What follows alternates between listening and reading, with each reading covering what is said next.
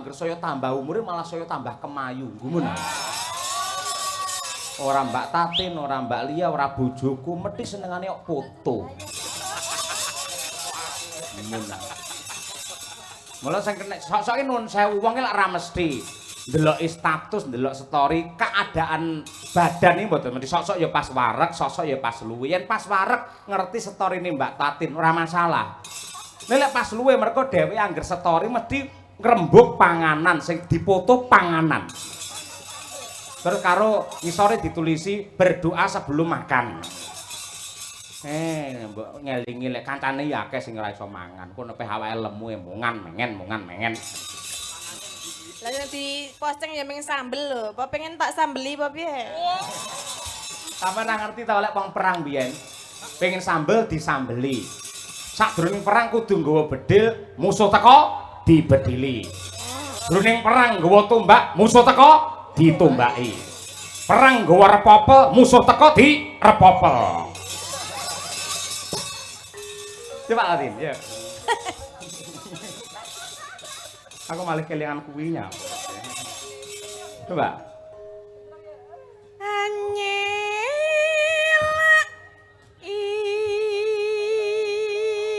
Janjimu. Janji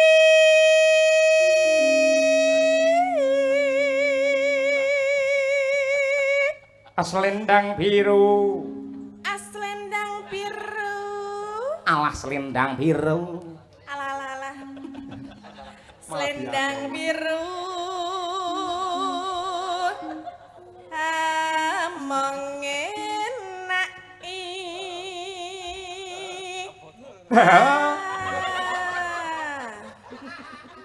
Ati.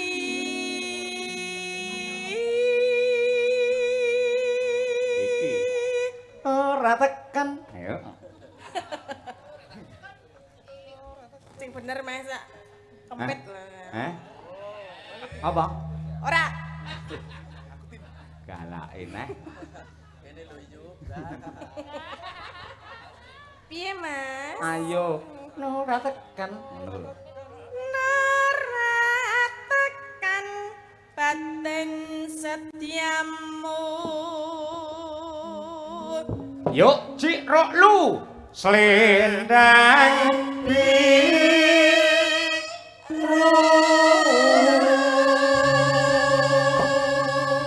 Somben ning Ponorogo tanggal 14 bintang tamune genti Mbak Tatin teng Desa Kemiri. Yen taun wingi Mbak Elisa. Pokoke desa niku gentenan.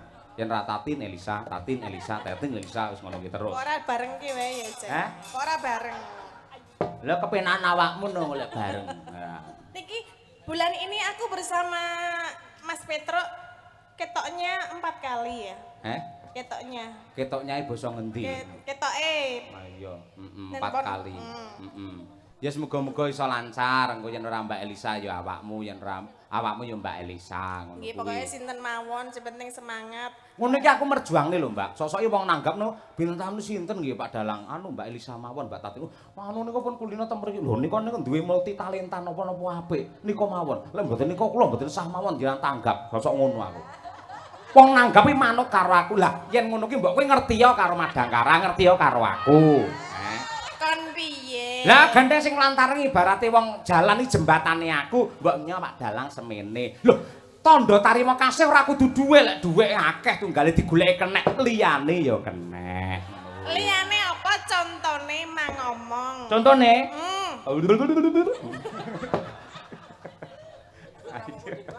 Ayo. Apik, ya Tin. Yo. Lebokke Mataram. Ayo. Tatapan janjimu selendang biru.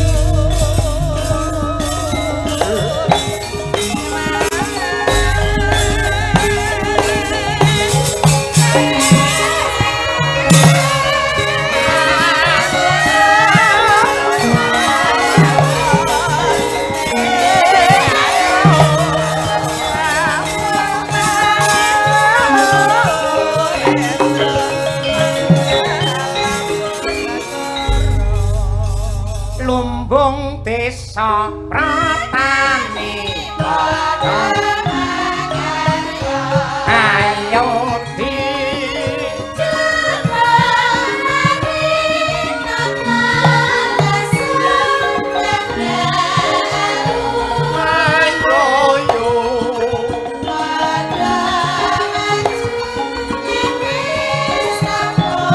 mlebu kepiling Mas mundut saking para kadang-kadang panitia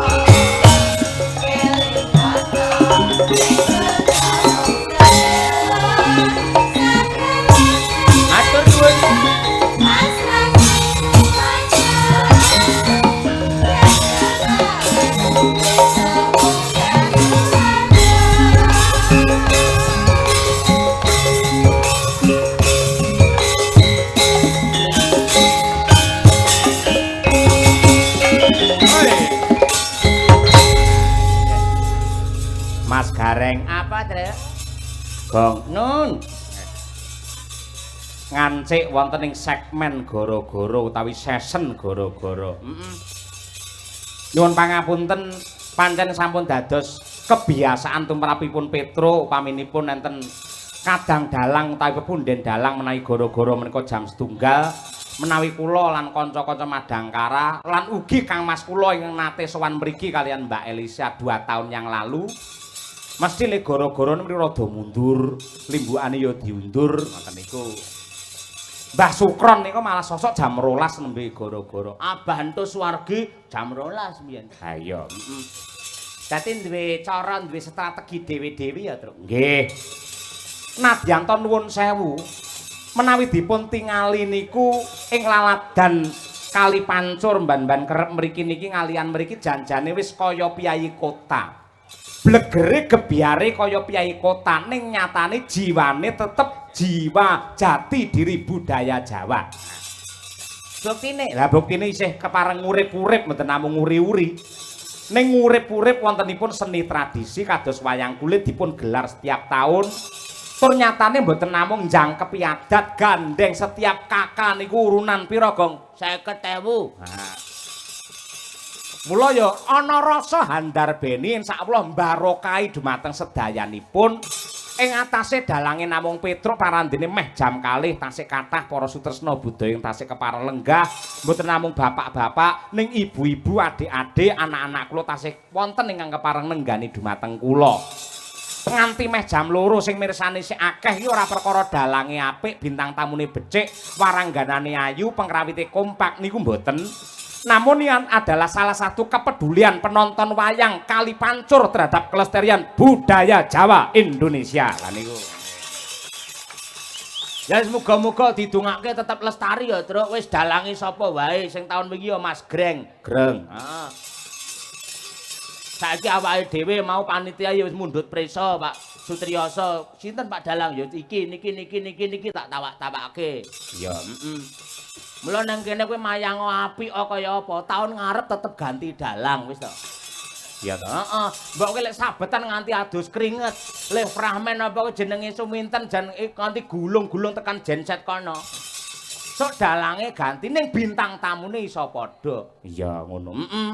Pancen perkembangane wayang kaya ngono. Ngono kuwi. Mula ya bener para sepuh ngendikake wayang ora mung tuntunan, ora mung tatanan, ning jaman saiki lebih banyak tontonane. Mergo wong iki butuh hiburan karena hiruk pikuk kehidupan. Mergo rekasane wong golek sandang pangan, arep noleh munggah nyatane dhuwur ya angel dicontoh, angel ditulat. Arepe piye-piye anane mung mangkel, kepengin tuku pertalit nyatane malah dioplos. Ha iya. Mula ya butuhe golek hiburan sak bisa-bisa wae dhewe nglipur marang para warga masyarakat Mban-Mban Kerep karo Kali Pancur kene. Syukur menawi saged nglipur iwadene mboten kok wayangane kaya ngono, wayangane kurang gayeng, wayangane kurang sigrak. Kula secara pribadi nyuwun pangapunten ingkang agung. Nyuwun pangapunten ingkang agung. Sak gaduhe nalar sak kadaring lampah awake dhewe ngaturake sak bisane ya, Truk. Nggih, ngoten niku. Nadyan ana kendala hujan ning tidak mengurangi semangatipun para panitia sangat luar biasa. Karang tarunanipun nggih kompak solid, penuh dengan semangat. Lah menika ingkang elok. Menawi para nem-neman dipun libataken wonten acara-acara bersih desa ngeten iki insyaallah niki mangke mboten badhe kepaten obor. Tegese tongkat estafet dari para sesepuh akan dipegang para generasi muda kaya Karang Taruna. Insyaallah nganti kapan wae tradisi bersih desa tetep ana, andayani ing laladan Kali Pancur Mban-Mban Kerep ngalian anane mung berkah lan rahayu selaminya. Lah niku. Amin ya rabbal alamin yo. Sik akeh pamundhut, Truk. Ya. Tak goleke waranggana sing kembar. Kembar. Sapa? Mbak Elisa Orcarus karo Mbak Birgita Ayu. Ya, ketoke Mbak Birgita wis akeh sinau belajar ning Mbak Elisa. Ora mung Mbak Elisa sing dadi bintang tamu saiki ya Birgita mulai luar Jawa ya. Ya, sik Jawa sik keluar meneh. Ha ya, senengane keluar. Ha ya, tegese ning luar Jawa ngoten lho, Pak. Niku pun kulino strategine Mbak Elisa piye dicontoh, ditindakke. Nyontoh ora apa-apa wong dalang sapa sing ora nyontoh, mesti nyontoh. Engko ya akhirnya dilumpukke nyontoh kae akhirnya menjadi jati diri seorang Birgita. Lah ngono kuwi. Buktine wingi dihujat karo para penonton ngibarate lemah malah kaya dirabuk, dinetletok, akhirnya tandurane dadi subur. Lah ngono kuwi. Lah ning luar Jawa wah karo Mas Catur Nugroho, wah tenan dhek. Ha iya, semelu marem. Yo berdiri coba kaya apa tukung-tukung Mbak Lisa dan juga Birgita Ayu. Yo.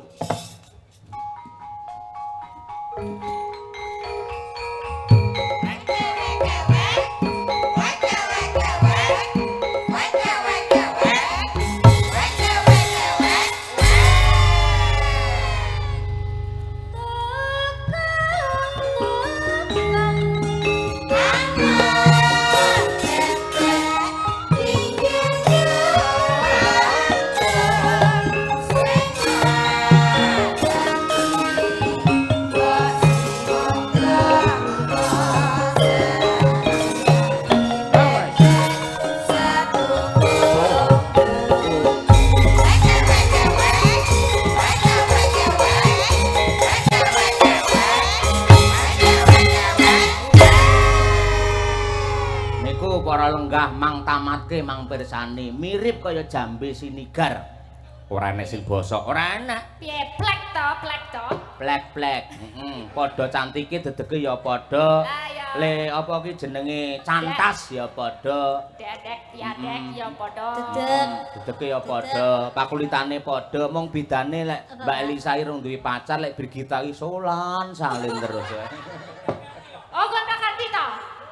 Piye resep kok iso entuk birang-birang iki? Ganti ki ora, tapi tambah. Oh, lho. Tuturana Mbak Lisa, iso kaya ngono lho. Jiwa wanitane ana ngendi kaya ngono kuwi. Tambah iki ya ora apa-apa. Emang kalau memang belum jodohnya ki ora apa-apa bulan. Akeh sing oke sisan ora apa-apa. Kan masih penjajakan. Penjajakan kok kira-kira ngendi sing paling cocok, paling plek karo kowe ya engko ge plek-plek. Maksudnya menuju ke kompak gitu loh, menuju ke Plek-plek kaya tatin pas nglunjak ngono ya. Plek-plek. Ayo. ora pas jupuk nganu to nyengket. Nengke aku udah kates ngono. Nyengket kates to. Ye iki enjang-enjang tasih kathah menika ingkang tasih bungon luar Nggih. biasa matur suwun. Nggih. Estu lho Mbak Lisa, piyai mriki kalian jenengan lah tresnane ora umum. Aku yo ora pati nduga ngono. Karo Gondomono. Gondomono luweng. Aku ya ora anu tadi tuh lupa loh aku kalau nggak lewat gerbang itu. Wah ya aku wis tau rene deng gitu. Lah kemutan. Iya angger duwite entek lali modele. Ayo. Mbak, berarti jenengan karo Mbak Tatin tekane pas udan mau. Pas nggih pas Jawa. Terus piye carane piye ben ora kudanan? Hah? Ben ora kudanan. Yo nganggo payung kan. Terus Sampeyan maksudnya kok piye? ngomah nggawa payung? Lho yo enggak, sik kok ngomah yo nganggo gerobak to, mosok yo nggo angkong. Maksudnya ning mobilmu enek payunge ngono lho. Onten. Oh. Sedia payung sebelum hujan kan. Ah. Yo mesti disediakno payung. Lah kok takon kuwi ngopo? Lah aku ki yang mendalang ya. Dalang lak sik jejer. Makbres ngene. Aduh Elisa piye?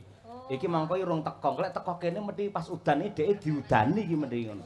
Maksudnya iki dianu lho kena udan banyu udan ngono lho maksudnya. Diudani to? Oh, iya. Diudani to? Sik to. Piye wong Jawa bener ngoten nggih, Pak? Lek udan lek diudani to. Lah iki dudu wong Jawa mboten ngerti, ora. Lah nggih. Kula wau sampe diudani sih. Tapi selamat. Hah? Masyaallah. Sing udani slamet. Kula sing selamat. Kula Oh. diudani tapi selamat. Maksudnya tekone rene wilujeng selamat. Saged kepanggih sederek-sederek, seneng, regeng, gumarengeng. Ngono. Lah sinden omongane ting plekutuk wong kene kok suweneng ya ngono ae. Lah apa ya kaya mudeng ya Pak Bu iki lho. Mudeng ora. Ora terima wong kene to, Pak, sing seneng, Pak. Dalange kan ya seneng to, Pak. Iki aku wis mencoba ben ora tekan kono. Aku ki wis cara macan wis bubuk manis lho. Lah kok mak utik-utiki karepmu piye, Bir? Ya gak apa to, Pak pancen. Saiki kudu tak bocorke setetek. Apa, Mbak? Setetek. Setitik setetek. Mau esuk ki Pak Cahyo ki WA jam 4 esuk. WA sampean. Masyaallah. WA jam 4 esuk. WA piye, Mbak? Langsung ampun ke supen nggih, Mbak, mangke dalu. Sampean, heeh. Profesional ngomongane job. Kok isu-isu to, Pak? Aku ya gitu. Jam 4 isu. Jam 4 esuk. Subuh. Ya ampun. Kok enjang-enjang to, Pak, gitu. Ya terus dia ngomong, kok belum bobok to, Mbak? Aku kudu jawab piye? Ya wes aku tak HP ku tak uncalke ngono yo aku turu wae, engko ndak tekan ngendi-ngendi, bener ah. Kuwi ya berarti sebagai wong wedok kan aku wis jejek kan. Wis menjaga, betul, menjaga. Nah, Sik to, sing jenenge nang YouTube iki piyai akeh wis ngerti. Lek sampean diiklarkan sebagai adike utawa anake Bu Kesi. Lah berarti aku lek bapakmu utawa kakakmu to. Apa salahku seorang kakak ngabarke adik Yahene kok belum bobok? Ya salah to, Pak. Salah piro? Ya jenengan salah, ya salah. Salahku apa? Salahin jenengan kan jenengan pun punya istri. Kudune gak entuk ono WA orang ngono kuwi. Lah apa aku salah wong WA aku tak lebokne WA dheke. Ora. Anu tegese dheke tak WA-no lho ora. heeh, wis mlebu jenan. Oh iya. Iya. Ya ora iki mau ki carane saking senenge soalnya udah pelunasan rong dino kepengker kan. Lah dadi Pak Cahyo ben ra mikir, bengine aku kok mayang-mayang wae dadi isu kabeh wis dilunasi tak takon Mbak Tatin mau pelunasan jam piro? Mau esuk lah ya berarti Lah iso kabeh padha. kok. Iya ora tak istimewakne to. Kabeh esuk jam 4 mergo mambengi lak wayangan. Timbangane keturun tangi ku awan, gandeng wis dirampungi karo Pak Sutriyoso, akhire kabeh sinden iki tak transfer dhewe-dhewe nyok. Lah kok sinden Madangkara kok mau sore, Pak, ora mau isuk. Hah? Jarene jenengan buat anu adil. Heeh. Kok sinden Madangkara kok mau sore? Wah, aku itu bukan urusanku. Urusanku dengan bintang tamu 2 ini. Kamu urusannya dengan kuwi karo kae. Bukan sih. Lah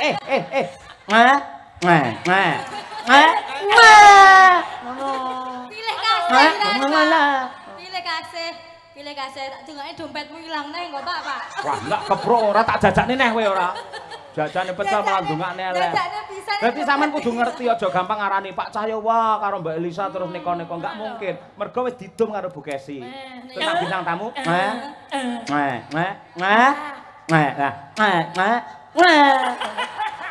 Kompak ngono maksude, kompak. Iya kompak. Seneng ngene iki. Iki mau aku ya mau komen Pak, mumpung iki mumpung. Apa? Mbak? Ini kan tadi ya ono sing komen sorone iki kok ono bintang tamu nganti tekan ngisor jaluk-jaluk duit ngono kuwi. Iki ora kon jaluk saweran ki enggak. Iki jenenge apa? Tema hari ini wayangan ki ngopo iki jenenge? Bersih desa. Bersih desa padha karo Merti Bu. Bumi. Utawa sedekah Bu. Bumi. Nah, sing tirakat iki wong sakmene. Yo wiyoga, dalang, sinden, bintang tamu iki dalam rangka tirakat. Nah, tirakat iki carane sedekah, carane setiap desa dewe-dewe. Cara panitia kene, cara masyarakat kene sak duwene. Tadi duwene 15.000 ya lebokke 15.000. Duwene 5.000 ya lebokke. Iki mau duwe 5.000 kira-kira ana susuk 3.000 ya njupuk susuk gitu loh. Jadi emang kaya ngono. Masane njaluk susuk ngono. Lah yo ora do suwi tak kira simbah kok dangku sanget bol golek susuk ning kono. Lah yo iki dewe-dewe. Dadi semuanya boleh ya? Boleh. Bebas untuk lebokne. Udah kok bintang tamu kok kaya ngono yo kok gelem-geleme. Nek dipikir yo ora gelem nek iki carane bersyukur masyarakat kali pancur ngene iki sak duwene mbok 2.000 3.000 kuwi nggo ucap syukure iki dilakoni bareng-bareng ben dadi berkah. Tepuk tangan untuk Mbak Elisa. Diterangke kuwi. Pancen netizen. Apa? Apa tuh, Pak?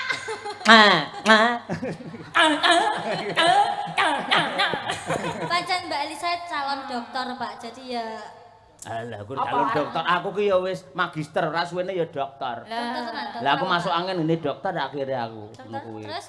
Hah? Terus periksa. Asam lambung. Ki lho Mbak Elisa ki mengapik to? Dek kan medun to. Semua orang boleh memasuki to. Oh to, Mbak? Boleh masuk itu. Lah. Boleh memasukkan. Lah kuwi tegese sangat merakyat kaya ngono kuwi. Dadi semua orang boleh masuki ya? Boleh memasukkan, bebas. Dadi semua orang boleh ya? Boleh. Dalang ya boleh dalang. Boleh aja memasukkan, ha? Ya aja neng. Pakai dulu. Arep memasukkan. Iki kita aja pakai plastik sedekah, Pak, sedekah. Ben ra mikir tekan dindi iki. Oh kok iso plastik, biasanya tisu plastik ora ngono. Ya itu mau tak nggone rangke netizen itu loh yang kendel lalok gitu ya. Ya tak jelaske. Iki cara desa negara tawa cara, megara tawa tata. Apa kuwi? Kota-kota dipangan Bathara Kala. Mikir aku mikir. Wes kira-kira kaya ngono ya. Yes, kayak nyanyi apa? Iki podang kuning. Yeah. Kita mundut saka panitia dipandegani kalian Pak Suwardi. Ayo. Siap.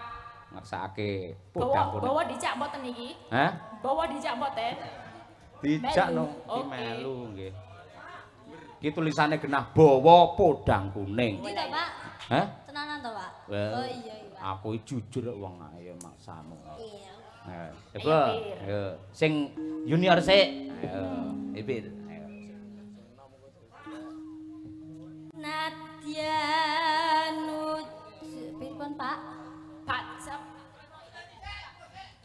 Oh, Ajeng bawa, nanti ikut bawa. Tapi kamu wes disikin dulu. Menurut Pak Dalang sutradara kan kamu sak larek ya, diuncalke dulu ya.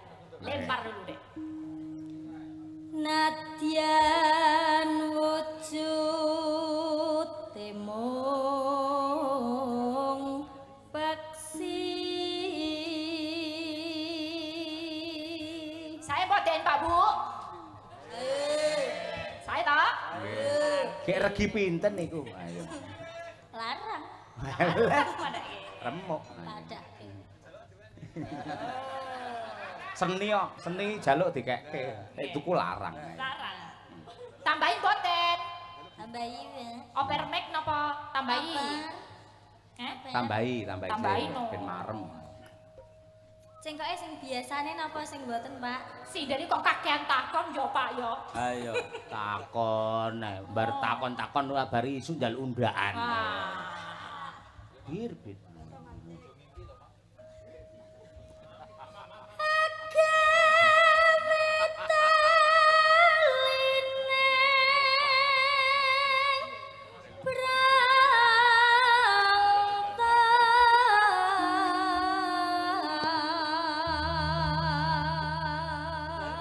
Nane. Saya lagi, Pak. Yo no nganti titik seleh sik no ayo. Halus manis nangsem make.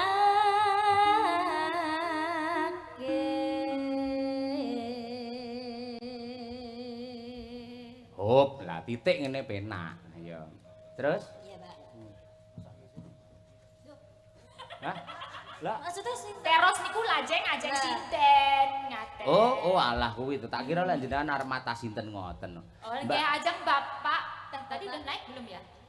Menawi badhe nembang mriki, Mbah Trima wong ngendikane bahwa ajeng nembang mriki kok. Mriki, Mbah. Mriki, Mbak mriki. Trimo pundi?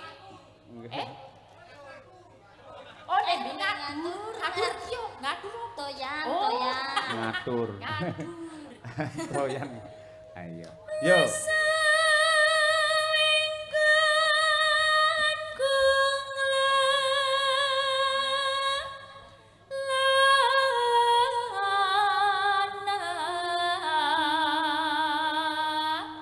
Nonen. Malah ngajari. Jenenge dalange pantes yo ngono, sah-sah. Oh lah iya. Biyen biasane aku piye-piye kowe meneng ae saiki protes ae ora. Ya kan ada perkembangan, yang namanya cerita itu ada kembangannya. Nek rano protes-protesnya nggak ada semburan-semburan cinta. Betul, Pak. Sudah mengakui dia telah menyemburkan cinta. Wah, iya. Cinta karet cetas. Aduh. Golek isi podang jenar.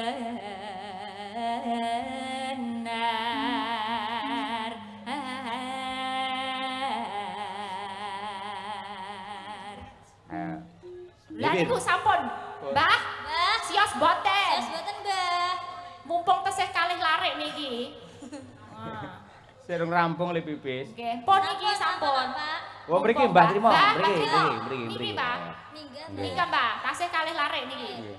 Wah, heeh digembol. Sambune, Mbah, jalane, Mbah. Nggih. Seselane niku lho. Selane. Mriki ya Mbah, ampun mudhun sindene kula bingung nang kene mati kutu nang kene. Ora nek kancane. Nggih, di sini aja Mbah Trimo. Nggih. Walah, apa ya? Apa iki, Mbak? Iki sang ketua panitia. Tepuk tangan untuk Mbah Trimo luar biasa. Sehat, Mbah. Wah, matur sembah nuwun. Nggih, mungkin dipun baca Pak Dalang nih. Lho sampean no. Kula mawon. Lah kan sampean wis dadi astradaku. Oh, Ayo. iya, oke. Mriki ta. Oh, kungkung. Kung.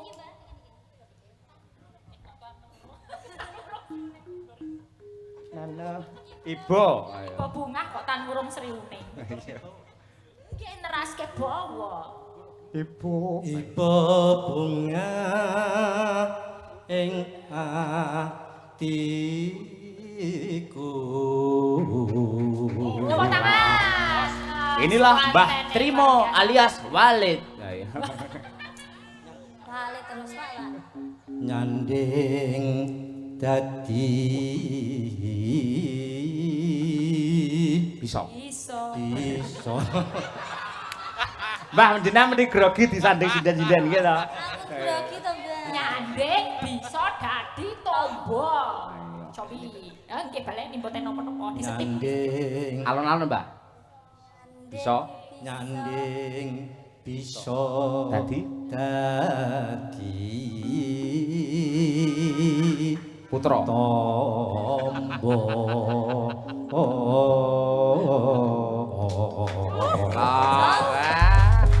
Mula kali pancur serga wayangan mung ketua panitiane piye budaya kados makaten Mbah, Mbah jenengan niku. cah kene omahe kono Napa niku? Nggih. Nggih.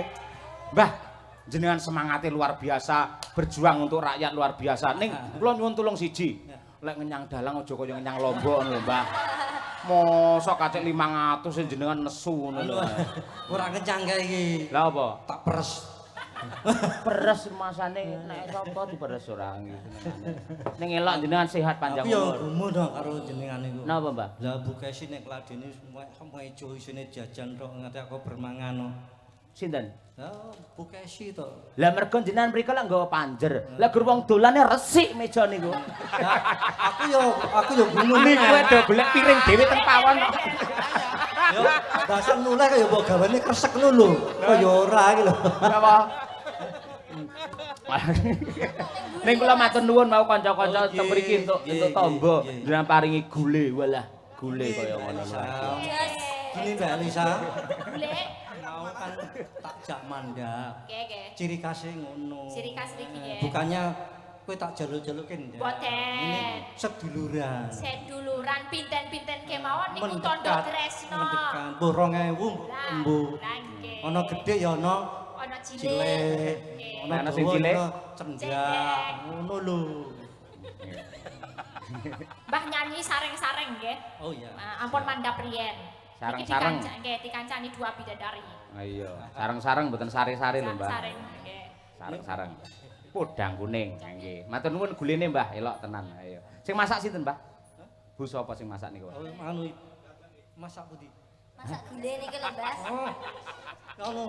Dandake. Dapur sekar. Heh? Dapur sekar. Oh, dapur sekar seni karawitan nggih leres. Dapur sekar. Akhirnya dadi podang kuning. Ayo nggih. Nah, mulane kula dijenengke trima iki mbiyen niku bapake kula sok rak trima. Nun? Ngono mbiyen bapake kula sok rak trima. Sok ra trimo. Ra trimo. Sebabnya Iya. Lah kono ora kirim ngono ya, Mbah. Esuk awan iki tetep rak trima. Nggih, nggih, Mbah. Kula kan iki judule kan esuk awan to. Hah? Podang kuning kan esuk Esuk awan. awan. Esuk mboten esuk sore tempe dele. Ayo. Nggih, monggo podang kuning bersama Mbah Trimo. Podang adalah burung yang bisa terbang, kuning adalah emas. Semoga kali pancur lan emban kerep tansah berterbang tinggi ke zaman keemasan. Esuk awan ning omah ora.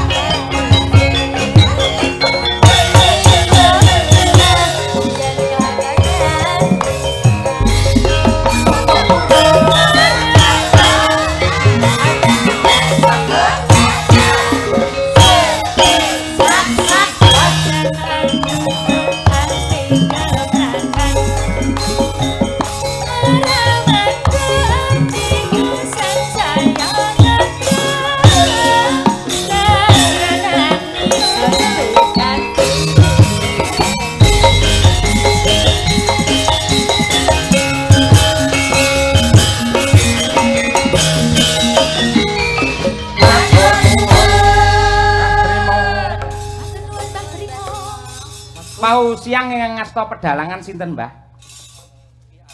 Mas Arun nggih. Nggih. Ah nggih, nggih. Niku ora bayaran no. Non. Arune ora bayaran. Lah hubungane kalih kula napa? Wong Arun wong kene aku wong sarang anyar. Ora mu cerita tok lah. Oh cerita nggih. Lah di dereng-dereng nggo bintang tamune aku ora mau papat kok. Non. Bintang tamune papat awanmu nggih. Papat. Gareng. Petruk Bagong Semar. Adine Gareng. Hah? Adine Gareng. Oh, ndi adi sinten kula malah mboten ngerti. Oh, nggih. Saking Ngeten, Mbah, kula riyen nalika tasik sak Mas Arun niku nggih. Heeh. Niku nuwun sewu ndalang teng desa kula niku nggih ngoten niku. Berjuang ngoten niku. Ning jelang hati-hati lho, Mas. Napa? Lah gek ben ora diadangi ngono kuwi ana cah cilik-cilik nyogok Napa? Lah dikira salah. Oh, enek cah cilik kok mburi Ah. kelir. Lek nyogok apa jenenge dikira salahan mboten masalah. Kula riyen nate, Pak. Niku mboten tutupi cah cilik enten 5, sirahe teng mriki crungul ngeten iki. Lah kok muni, wah, kayak gedange. Kayak gedange no aku. Aku ki nglakokne werkudur. Wah, udu gedang. Wis ngono lho. Cah cilik-cilik mesti oh gedange. Yo dibetat ngono. Dibermak tus ngono langsung mak prepet. Ning ana cerita meneh. Napa? Nanggap wayang mantokke anake. Antone anake. Lah wong tuane rada budhek. Nggih. Omahe sik gedhek. Ah. Lah kan biyen kan ditukokke blangkon nganten lanang. Oh nggih. Pakmu tanggone dijajal yo ben jajal blangkon lho padahal niku salah paham. Heeh. Lah sing jajal muni Dik blangkone sesak ngono. Oh, blangkone sesak. Heeh lah. Terus makmu sesak. Anake sapa? Pimpinane sapa? Ngono. Padahal ki blangkon lho. Oh. Lah ibune iki salah paham. Oh. Sing dikira sesak iki tunggale blangkon. Oh. Lah terus oh alah kon blangkon. Lah ngaten anyar kan ngertine iki kuwi siji kuwi mau. Oh, lah nggih. terus ana ojekno meneh. Napa melih akeh men bahane. Heeh, lah sing lantane lanang ki muni, "Dik sesak tak silete ya," muni ngono. Gembor mbokne. Aja disilet. Aja disilet. Nggih. Nek sesak aja disilet. Padahal blangkon. Oh, jane jenis banyulan ngoten niku kuatah. Ning sosok iki kula mboten enten tenan. Persepsine bocah karo wong tuwa niku beda to. Nggih to. Lek bocah niku dikandani, pamane cah sekolah ngoten, dikek pelajaran matematika, pelajarane angel mlebune, nggih to. Lah, neng omah kondo karo bapake, "Pak, aku diulang matematika ra iso-iso." Lek ra iso kuwi berarti biasane ngantuk le. Kowe ning kamar mandi sirahmu telesono. Nah, ngoten niku. Ganti wae lakone ganti ya. Ganti. Ngene. Wah, iki jagongan ning angkringan jenenge Mbah. Iki aku duwe kanca siji, Kinten? Pak Gito. Non? Lah iki mungkin surate mau dilakno Mbak Lisa. Lah ngene iki kula bocor riyen nggih. Surasane piye surate surasane? Nggih, mau ikete sampun to? Blangkon. Blangkon nggih. Katur Bapak Dalang nggih pareng nyuwun ending lawas sawo gletak saking omah pereng sedulur bonsai plat H. Mriko. Ki usahane bonsai. Ah, napa? Usahane kembang. Oh, usahanipun bonsai nggih, paringi berkah, nggih, laris bonsaine menika wonten embel-embelipun. Iki anu napa sesideman. Non? Sesideman. Sesideman nggih, nggih. Lah aku tak sing bawa ora apa-apa. Oh, nggih, nggih. monggo-monggo. Tak tatin tapi sing Lho nggih no Tapi- nika nggih larang marang tanjake ya man-man nika. Delan kon nembangne mripate mak plowerok ngono langsung. apa nganu Sri Tanjung ya ora apa-apa. Lah pawaloyane jare gerah. Oh, Sakit padane. positifin napa arep sesideman pas Sri Tanjung jenengan? Ya sisteman ndak apa-apa. Oh nggih. Piye, Niku Mbah? niku pun jumeneng niku lho. Nggih. Mbah, kula pun ngantek, Mbah. Mbah. Kong. Oh, pripun Kakung? Menika wonten Jawa menapa? Bawa sesideman. Oh, nggih. Tapi aku sih bawa sampean sinuturi. Hah? Panuturi to sampean ta ya. Konut Celemi nopo. jenengan nek ngendikan niku mie dicerakke wonten mriki lho. Oh. Niki kula cekeli terus ngenten. Nah, Dicekeli tok. Ya rugi nek cekeli tok. lah. Maksudnya yo Wah, kan wis. Trimo. Nggih. Nggih. Ya nek watuk mboten sah dimek to, Pak. Nggih Nggih monggo majeng mriki. Saya malah beda bukesi ya ben. Walah jenengan kok sapa-sapa arep dibeda lho, Pak. Ya oke nek ra guyon ki ora awet urip. Oh, ngeten. Nek awet enom ora ana. Oh, awet nom apa awet urip? Awet urip nek tuwa ya tuwa. Nggih. Nggih Mbah, bawa Mbah. Selak pengen kula krungu suara jenengan. Iki wis Ngadeg ra dhuwur. Sing isor ora gelem. Mergo wis layu. Jujur. Coba. wiwitane. Wiwitane anderek sang paket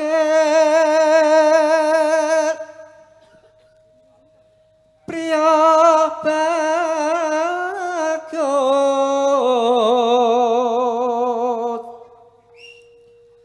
kang olah budaya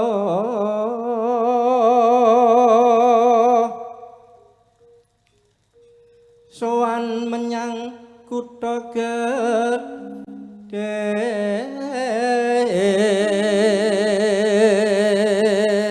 Jengkok anyar kok. Penting tibor apa-apa. Krungkep. bendera terus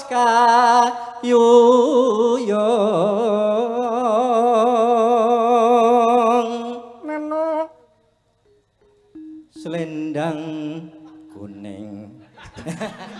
Pak Dalang iki mbok ora warai to Pak Dalang. Jeglong-jeglongke aku ya. Mboten jeglongke, estu cengkoke enten loro pancen. Dadi enten NU kali Muhammadiyah ngono lho. Wis jenengan sak metune jenengan mawon ceng pundi? Ora iso gelem metu. Aduh. Ya mbok diperes wis ra gelem. Ha niku manut gendere. Nenenene. Selendang kuning. Selendang kuning kang saking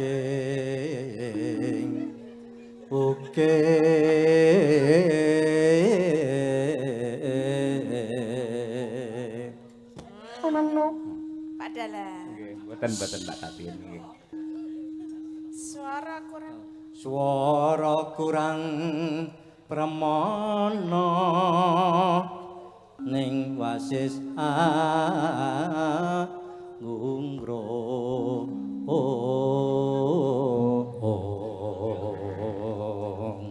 Ngungkrum maneng sinten Mbah Trima? aku tak lali sih. Aja jak omong sik kok sik. Mboten. Endi nek dijagat ku ana Wingi godho. ya. Ana godho kok. Wiwitane, derek sinten? Derek Mas Cahyo. Nara ana godho ngene nara tak takok karo Mbak Kesi iki lho. Oh, nggih. Godho mesti ana. Wah, sing diarah bojoku Mau terus Mbak Kesi ta. terus iki Pak iki. Siap-siap lho Lho, gue. aku ngerti kuncine karo Mbak Kesi kuwi. Kuncine nomor pinten? Lah sampean ora Kuncine? iso ngono wis dikunci carane. Apa ta, Mbah? Nah, iya ora ya kon sing lurus ngono lho. Oh, nggih. Kon sing lurus. Siap, nggih. Nek pas nganu ya kadang-kadang ya mega. Oh, nggih. Mula bojo sinden nek kon lemu ki ra iso mergono dalange menggak-menggok. Nggih. Nggih. Leres, Mbah. Nggih. Awas, Mbah. Ayo, Mbah. Anggung rom. Anu. Anggung rong marang bendara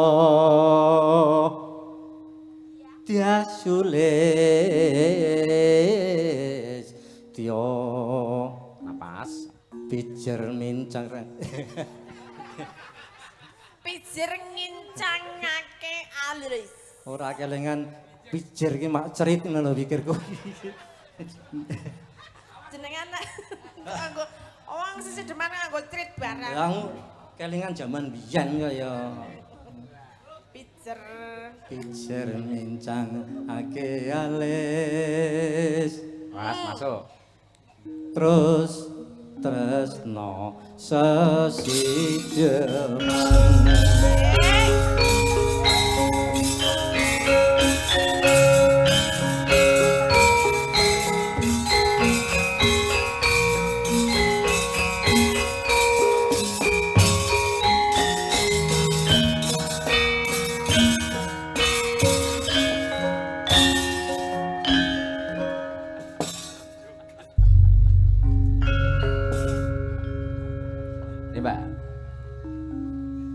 Gito. Monggo Mas Gito. Cida ora Mbak. Mbak, aku tiwas semangat kok Mas Gito. Tanggung jawab aku wis mangap lho. Panjen tak kon mangap. Lah, Ora tak mangap tak brungkal. Wah, Jem iki. Coba. luwe becik paten mana tindak